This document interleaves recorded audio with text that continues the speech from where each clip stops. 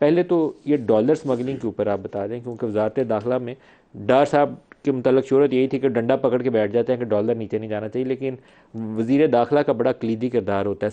अफगानिस्तान के रास्ते हो, ईरान के रास्ते हो, डॉलर को हुंडी वाला से ले जाया जाए। क्या चीज़ें नज़र आती हैं आपको? देखें, डार साहब ने बिल्कुल डंडा पकड़ा था और उनका ये बड़ा मुसम्मम इरादा और अज़्म था कि ये इस तरह से कंट्रोल हो सकता है और इसे करना चाहिए। और उन्होंने हमारे साथ भी मीटिंग्स की, प्राइम मिनिस्टर ने एक दो मीटिंग्स चेयर की। लेकिन वो बात जो है वो फिर आईएमएफ की जो है वो मजबूरी आड़े आई, और आईएमएफ ने कुछ इसमें ऐसी शराइत रखी कि वो डंडा जो है ना वो फिर पकड़ा तो था लेकिन चलाया नहीं जा।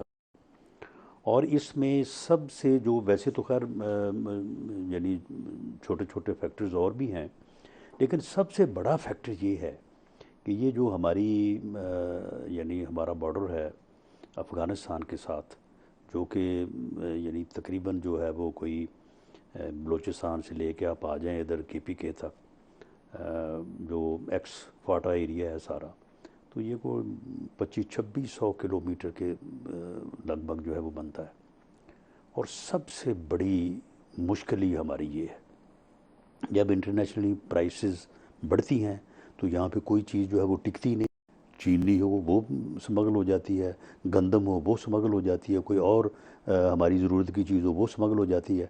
और डॉलर भी जो है ये लोग बोरियां भर भर के जो है वो यहाँ से जो है वो लेके गए हैं। बोरियां भर भर के डॉलर लेके? बिल्कुल। और जब तक हम इसको रोकें ना, उस वक्त तक जो है वो दूसरे फैक्टर्स के ऊपर सिर्फ काम करने से जो है वो ये मामला कंट्रोल नहीं हो सकता। राना साहब, एक और तासुर ये इसको मौजूद है। रोकने के लिए मैं समझता हूँ कि मासवाए इसके कि आर्मी चीफ ज़ाती तौर पे दिलचस्पी लें और आर्मी जो है वो अपना रोल अदा करे, क्योंकि जो सिविल फोर्सेस हैं उनका इन इलाकों में ऑपरेट करने की जो कुव्वत जो है वो उतनी नहीं है जितनी कि रिक्वायर्ड है।